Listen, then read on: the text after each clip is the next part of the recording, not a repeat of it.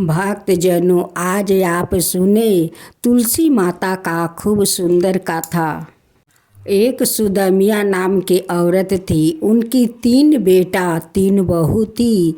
सुदमिया का घर में पोता पोती से पूरा उनकी परिवार भरे हुए थे, लेकिन छोटी बहू का अभी तक कोई संतान नहीं हुआ था। सुदमिया का दोनों बड़ी बहू कभी कोई भगवान का पूजा नहीं की और नहीं भगवान को पसंद करती, लेकिन छोटी बहू माँ तुलसी का परम भक्त थी। वो रोज श्रद्धा भक्ति से सुबह उठकर माँ तुलसी का पूजा करती, लेकिन दोनों जेठानिया का उनकी तुलसी पूजा करना पसंद नहीं आता। दोनों जेठानी उठकर देवरानी पर केटर केटर लगा देती है। कहती है कि तेरे नींद नहीं है तो हम लोग का नींद क्यों खराब करती है। सुबह उठकर तुलसी तुलसी लगा देती है, घंटा घंटी बजा कर हम लोग का नींद खराब कर देती है। तुलसी को क्यों नहीं फेंक देती है। इस पौधा को पूजा करके तुझे क्या मिलता है? कुछ तो नहीं मिलता है। 2 साल शादी का हो गया, आज तक तो कोई संतान नहीं दी। तुलसी तुलसी तुलसी सुबह उठकर लगा देती है। देवरानी कहती है कि दीदी, आप लोग अगर तुलसी का पूजा नहीं करती हो तो कम से कम तुलसी के अपमान तो मत करो। मुझे जितना चाहे गाली दे दो, लेकिन मेरे तुलसी को अपमान मत करो।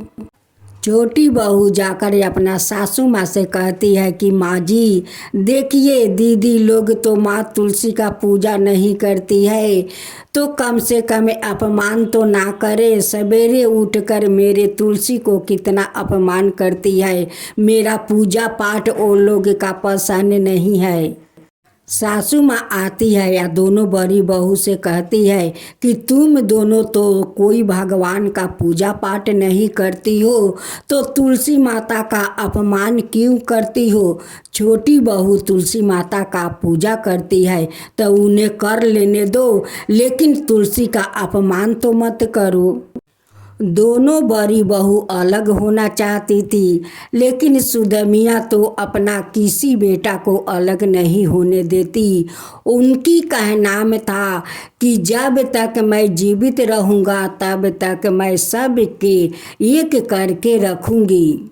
ऐसे करते करते तो कुछ दिन बीत गया। कुछ दिन का बाद सुदमिया का मृत्यु हो गया।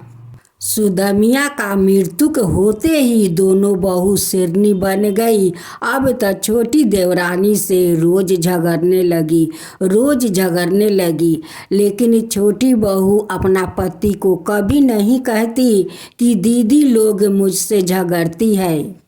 रोहन का एक बहन थी जो बड़ी थी, उनकी बहुत पहले शादी हो चुकी थी। एक दिन रोहन बाहर से आता है, देखता है कि घर में मेरे पत्नी के साथ दोनों भाभी लड़ रही है। उनकी पत्नी के साथ लड़ते हुए रोहन को अच्छा नहीं लगा। रोहन अपना पत्नी से कहते हैं कि सुदमिया, चलो हम लोग इस घर के छोड़कर हम लोग दूसरा किराया घर में चलते हैं। यहाँ पर मैं एक पल नहीं रहूँगा। जिस घर में शांति नहीं है उस घर में मैं नहीं रहूँगा। जिस घर में मेरे पत्नी का सम्मान नहीं है उस घर में मैं नहीं रहूँगा। चलो हम लोग किराया घर में रह लेंगे। रोहन का पत्नी कहती है कि नहीं जी, जो घर में 2 परिवार हो या 4 परिवार हो, उस घर में जब बर्तन एक संगे टकराता है तो झगड़ा लगता है। तो उससे थोड़े थोड़े लेकर हम लोग क्यों झगड़े, क्यों हम लोग किराया में जाए, यही घर में रहेंगे, एक साथ रहेंगे। छोटी बहू तो कभी अलग होना नहीं चाहती थी, वो जैन परिवार में रहना चाहती थी। लेकिन रोहन ने नहीं माना। वो कहने लगा कि जिस घर में तुम पूजा पाठ करती हो वो लोग का पसंद नहीं आता है, वो लोग तुमसे लड़ती है झगड़ती है, मेरा अच्छा नहीं लगता है। हम लोग इस घर में अब एक पल नहीं रहेंगे, हम लोग चलो किराया घर में रहेंगे। रोहन अपना पत्नी को लेकर चला जाता है किराया घर में। रोहन तो काम करने चला जाता है और उनकी पत्नी घर में अकेली रहती है, लेकिन उन्हें अच्छी नहीं लगती है अकेले अकेले घर में रहना। वो तुलसी माँ से बात करती है। वो माँ तुलसी से कहती है कि माँ, मुझे अकेले अकेले अच्छा नहीं लगता है, मैं किससे बात करूँ माँ, किससे बात करूँ। वो तो चला जाता है काम पर और मैं घर में अकेली रहती हूँ। सुदमिया का बात सुनकर माँ तुलसी को उन पर माया आ जाता है। माँ तुलसी एक औरत का रूप धारण करती है, आया कर सुदमिया से बात करने लगती है। सुदमिया उनसे कहती है कि माता, आप मेरे घर आती है, मुझसे बात करती है, मुझे बहुत अच्छा लगता है माँ, आप रोज आइए या मुझसे बात कीजिए। मैं अकेली अकेली रहती हूँ, मुझे अकेले अच्छा नहीं लगता है माँ, आप रोज आइए। माँ तुलसी कहती है कि बेटी तू चिंता मत कर, मैं रोज आऊँगी, तेरे साथ बात करूँगी, तू चिंता मत कर, तू अकेली नहीं रहेगी, मैं रोज आऊँगी तेरे घर। एक दिन रोहन काम पर से आता है तो रोहन का पत्नी कहती है कि सुनते हो जी, देखो आपका बहन को तो बहुत दिन शादी किया हो गया, वो अभी तक तो अपना महके नहीं आई, जाइए अपना बहन को बुला लाइए, कई दिन घर में मेरे साथ रहेगी तब मेरा भी मन बहल जाएगा। रोहन कहने लगा कि मेरी तो दीदी थोड़ा कारा दिमाग के है, वो कारवा बात बोलती है, तुम्हें सहन नहीं होगा।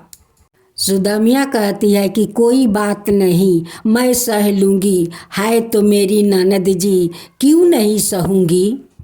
वैसा ही रोहन का दीदी का फ़ोन आता है, कहती है कि रोहन मैं आ रही हूँ, तुम स्टेशन लेने आ जाना। रोहन कहने लगा कि देखो, जिसका तुम नाम लिया उसी का फ़ोन आ गया, वो आ रही है, मुझे कह रही है कि रोहन तू स्टेशन आ जाना, मैं आ रही हूँ, तुम उसे नाम लिया आओ आ रही है। रोहन स्टेशन जाता है, उससे पहले उनकी दीदी आकर स्टेशन पर खड़ी थी। रोहन के देखते कहने लगी कि क्या रे रोहन, तू घर में सो रहा था, आने में इतना देर क्यों हुआ, मैं कब से स्टेशन पर तेरा इंतज़ार कर रही हूँ। रोहन अपना दीदी को उसी किराया घर में लेकर आता है। दीदी उनकी कहती है कि रोहन तू तो कितना सुंदर घर बना लिया है, लेकिन रोहन अभी कुछ अपना दीदी से नहीं बताता है कि मैं घर छोड़कर ये किराया घर में रहती हूँ। रोहन तो अपना दीदी के बारे में जानता था, उसलिए तो वो नहीं बता रहा था कि अगर बता दूंगा तो दीदी ना जाने मुझे क्या करेगी, कैसे कैसे बात सुनाएगी, इसी कारण से वो अपना दीदी से नहीं बता रहा था। रोहन का दीदी कहती है कि तेरा पत्नी कहाँ है, अभी तक तो बाहर नहीं आई, उसका मालूम नहीं है कि उनकी बुआ सास आ गई है। रोहन कहने लगे कि दीदी लगता है वो घर में काम कर रही है, मैं जाकर अभी बुला कर लाता हूँ। उनकी दीदी कहने लगी कि तू बैठ, मैं जाकर देखती हूँ कि वो क्या करती है। जैसे वो आंगन में जाती है तो देखती है कि रोहन का पत्नी तो माँ तुलसी का पूजा कर रही है। देख कर उन्हें बहुत अच्छा लगा कि कम से कम माँ तुलसी का सेवा तो करती है। वो छोटी बहू से कहती है कि तेरा जेठानी दोनों कहाँ है, वो तो नहीं देखती है। सुदमिया कहती है कि दीदी मैं तो यहाँ पर किराया रहती हूँ, ये मेरा घर नहीं है, दीदी लोग तो अपना घर में है। रोहन कहने लगे कि दीदी पहले तुम नाश्ता पानी तो कर लो। दीदी कहती है कि जब तक वो दोनों बड़ी बहू नहीं आएगी तब तक मैं नाश्ता नहीं करूँगी। रोहन कहते हैं कि ठीक है दीदी, मैं जाकर दोनों भाभी को बुलाकर लाता हूँ। उनकी पत्नी कहने लगी कि नहीं नहीं आप मत जाइए, मैं जाती हूँ और दोनों दीदी को मना कर लाती हूँ। देवरानी अपना जेठानी का घर जाती है। सब बच्चा देखकर कहने लगे कि देखो माँ देखो, चाची आ गई, चाची आ गई। कहने लगी जेठानियाँ कि क्या बात है कि तू फिर आ गई। कहने लगी कि नहीं दीदी, वो दीदी आई है अपना ससुराल से, वही आप लोग का बुला रही है। अब दोनों जेठानी सुनकर बात कहने लगी कि तब तो हम लोग के जाना पड़ेगा, और नहीं तो दीदी को तो डांट खा नहीं है। दोनों जेठानी चारों बच्चा मिलकर वो देवरानी के साथ उस किराया घर में जाते हैं। दोनों जेठानी अपना ननद को पैर छूकर प्रणाम करती है। ननद तो खुश है, वो कहने लगी कि जब तक माँ थी तब तक सब कोई के एक करके राखी थी, और माँ को मरते मरते ये लोग बिखर गया, अलगा हो गया। रोहन के दीदी रोहन से कहने लगी कि देखो अपना सारा सामान समेटो और अपना घर लौट चलो। इस घर में तो मैं नाश्ता पानी नहीं करूँगी और नहीं इस घर में बैठूँगी। रोहन अपना दीदी का बात मान लेता है और सभी को साथ अपना घर लौट आता है। जब पड़ोसिन लोग देखती है कि रोहन की दीदी आई है, सब पड़ोसिन उन्हें देखने के लिए उनकी घर आती है। सभी को बैठा कर रखती है और कहती है कि जाओ सभी को तुम लोग चाह नाश्ता पानी कराओ। और सभी पड़ोसिन को चाह पानी करवाती है। सब पड़ोसिन कहने लगी कि मोना आज तुम आई हो तो तुम्हारा घर देखो कितना भारा भारा लगता है, तुम कितना दिन पर महके आई हो। चाय नाश्ता करके पड़ोसिन लोग अपना घर चली जाती है। थोड़ा देरी के बाद रोहन के दीदी कहती है कि मैं मोहन के घर से होकर आती हूँ, तब ले तुम लोग खाना बनाओ। तीनों जेठानी देवरानी कहने लगे कि ना जाने दीदी उनकी घर में जाकर क्या क्या बात सुनाएगी, क्या करेगी। वो दोनों में तो ऐसे ही कई दिन से झगड़ा लगे हुए है। छोटी बहू कहती है कि उन्हें अब माँ तुलसी बचाए, माँ तुलसी जाने। मोहन का पत्नी अपना आंगन में खटिया पर बैठी हुई थी। जाकर कहती है कि क्या रे महारानी, तू तो खटिया पर बड़े मज़े से बैठी है। कहती है कि क्या करूं मोना, बैठी ना तो देखो सोहन का पत्नी मुझसे कितना लड़ती झगड़ती है। रोहन का दीदी कहती है कि ठीक है तू बैठे, मैं सोहन का पत्नी से जाकर बात करती हूँ कि क्यों तुझसे लड़ती है। रोहन का दीदी कहती है कि क्या रे महारानी, मोहन के पत्नी से तू क्यों लड़ती है, क्यों झगड़ती है। सोहन का पत्नी कहती है कि नहीं मोना, मैं नहीं लड़ती हूँ। उनकी पति जो वकील है उन्हें बहुत घमंड है, बहुत घमंड है, उसलिए मुझसे हमेशा लड़ती रहती है। रोहन का दीदी कहती है कि तू कहाँ कम है, तेरा पति तो जज है, तो तू कहाँ कम है, तू भी तो लड़ती है। सोहन का पत्नी कहती है कि मोना तुम बैठो, तुम्हारे लिए मैं चाय बनाकर लाती हूँ। वो जाती है चाय बनाने, वहीं पर माथा घूर के गिर जाती है, बेहोश हो जाती है। अब तो रोहन के दीदी चिल्लाने लगी कि सोहन के पत्नी बेहोश हो गई, बेहोश हो गई। मोहन का पत्नी सुनकर दौड़ी दौड़ी आती है, पानी लेकर उनकी सर पर छापती है। उनकी होश आते है तो कहती है कि तुम यहाँ पर बैठी हो क्यों? तब रोहन के दीदी कहती है कि अगर मोहन के पत्नी नहीं आती तो तू मर जाती, तू तो बेहोश हुई थी, वही आकर देख तेरे सर पर पानी लेकर छापी है तो तू होश में आई है। देख लोग अपना अपना करते हैं, लेकिन अपना बहुत बाद में आता है। पहले तो पड़ोसिन काम में आती है, पड़ोसिने दौड़ कर आती है, कुछ होता है तो वही आती है। संबंधी तो सुनकर आते आते आएंगे, पहले तो अपना पड़ोसी आकर तुम्हें बचाएंगे। अब तो सोहन के पत्नी और मोहन के पत्नी कहने लगे कि अब हम लोग कभी झगड़ा नहीं करेंगे, अब हम लोग मिलजुल कर रहेंगे। अगर आप नहीं आती तो मैं बेहोशी पड़ी रहती। मोहन का पत्नी और सोहन का पत्नी दोनों कहने लगे कि मोना, तुम तो एक देवी के समान हो, देखो आकर हम लोग का झगड़ा मिटा दिया और दोनों को एक कर दिया। अगर तुम नहीं आती तो हम लोग शायद कभी एक नहीं होते। वो दोनों को मिल देख कर देवरानी आ दोनों जेठानी कहने लगी कि ये तो दीदी के आते आते चमत्कार हो गया। देखो दोनों में कितना दिन से झगड़ा चल रहा था, आ दीदी आते आते झगड़ा मिटा दिया, दोनों को मिल भी करा दिया। छोटी बहू कहती है कि दीदी तो मेरे तुलसी है, वही तो तुलसी है कि आकर देखो हम लोग का परिवार बिखर गया था, उन्हें एक करवाई, फिर पड़ोसिन में जाकर सभिन को झगड़ा मिटाकर सभिन को मिल करवा दी, तो मेरे दीदी तुलसी से कम नहीं है। रोहन का दीदी कहती है कि देखो बहू, तुम लोग एक जैन फैमिली हो, आज जैन फैमिली बनकर रहो। मैं कब तक आती रहूँगी आ तुम लोग का झगड़ा मिटाते रहूँगी, मेरा तो संसार है।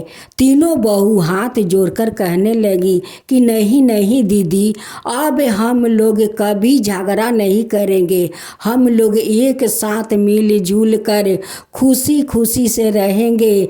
अब हम दोनों भी माँ तुलसी का पूजा भी करेंगे। आप तो तुलसी बनकर आई, हम सभिन को गिलवा सुकवा आप तो दूर कर दिया दीदी, दूर कर दिया। आप तो महान हो दीदी, महान हो। आप कभी अपना महके मत भूलना, इस परिवार को मत भूलना दीदी, आते रहना।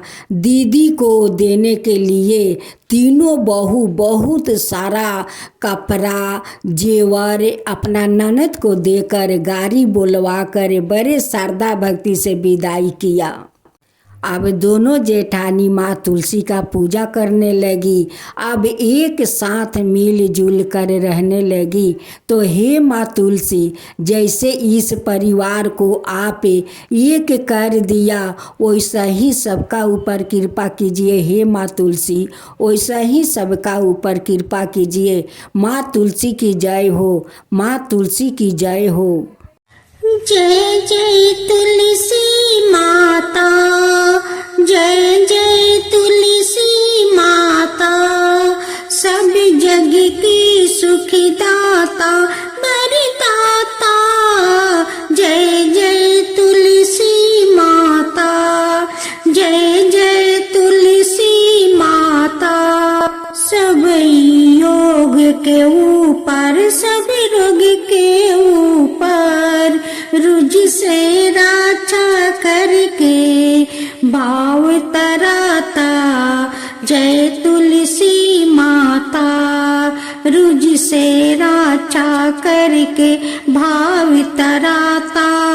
जय तुलसी माता।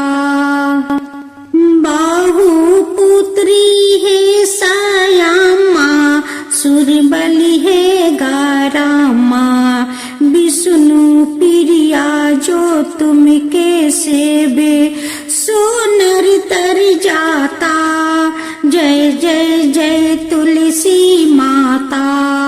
जय जय जय तुलसी माता।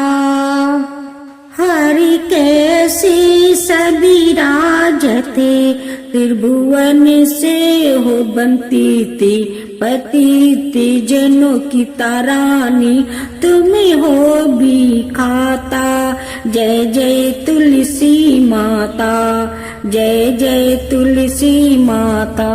लेकर जन्म बिजन में आई दिव्या भवन में, मानव लोगी तुम्हीं से सुख सनपति पाता।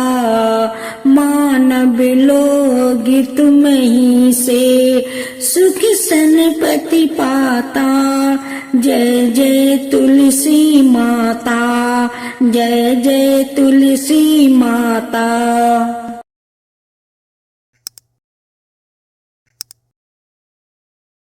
भक्त जनों, आज आप सुने वृंदा और जलंधर की भजन।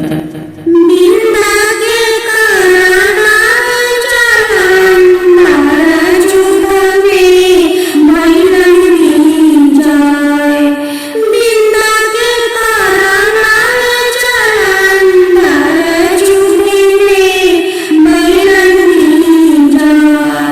जलंधर के हंकारा देवलोगा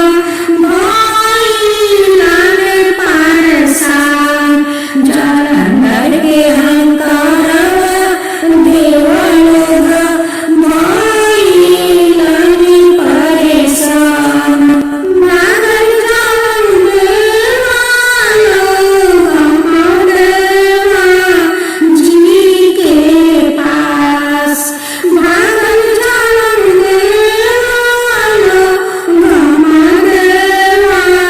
जी के पास।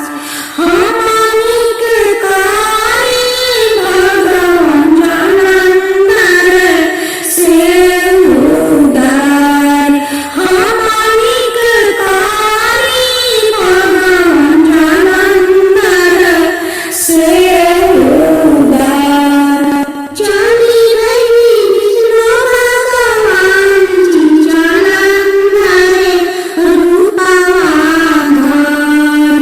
चली रही विष्णु भगवान जी जलंधर रूपवान धार। जलंधर के कानन में बिंदा माई होना पाक। जलंधर के कानन में बिंदा माई होना पाक। देत सारा भगवान विष्णु बन गई शीला। देत सारा भगवान विष्णु बन गई शीला। जल के भस्म भइली बिंदा होना। जल के भस्म भइली बिंदा होना। उनिक रखवा पारा, उनिक रखवा पारा। उगे ना पौधा, उनिक रखवा पारा। उगे ना पौधा। विष्णु भगवान दे देनी तुलसी के नाम। विष्णु भगवान दे देनी तुलसी के नाम। लक्ष्मी से पिया रामू तुलसी हो हमार। लक्ष्मी से पिया रामू तुलसी हो हमार। भक्त जनों, एक और तुलसी माता का भजन सुने। हे तुलसी मैया तारी दुहैया। हे तुलसी मैया तारी दुहैया। सिंचिले पाऊंगा तुहार।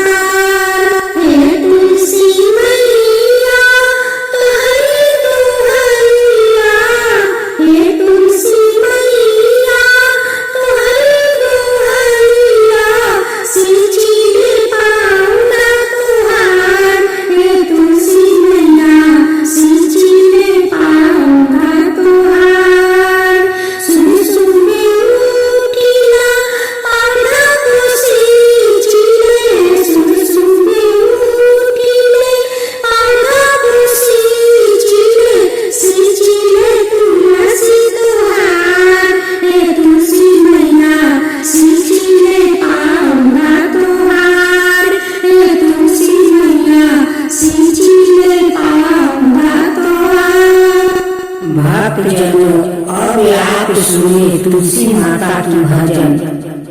गंगा किनारे मोरा गाँव, घरे पहुँचाना तुलसी मैया।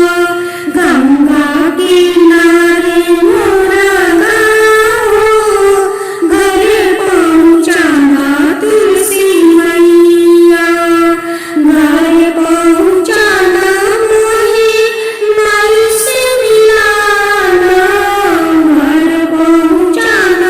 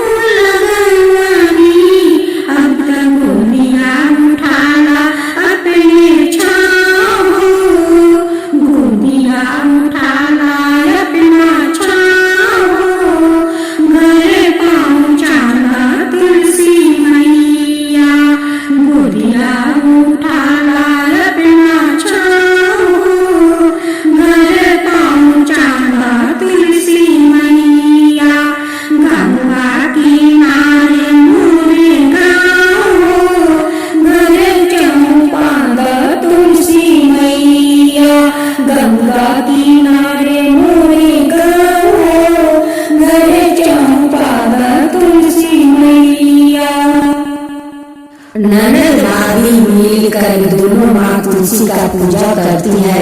अभी भाभी को कोई संतान नहीं हुआ था। ननद माँ तुलसी से भतीजा मांगती है कि एक भतीजा दे दो। भक्त जनों, अब आप सुनिए दूसरा तुलसी भजन। सदियों पुरानी तुलसी महारानी, सदियों पुरानी तुलसी महारानी, अंगना में आई हमारी तुलसी, अंगना में आई हमारी तुलसी। बगिया से चुनी चुनी फूलवानी आई माँ, बगिया से चुनी चुनी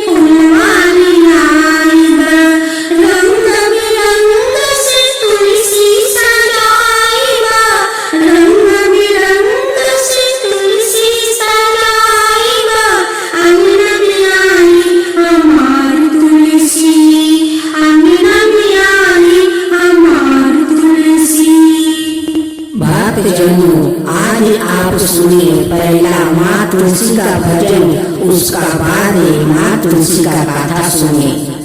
सावन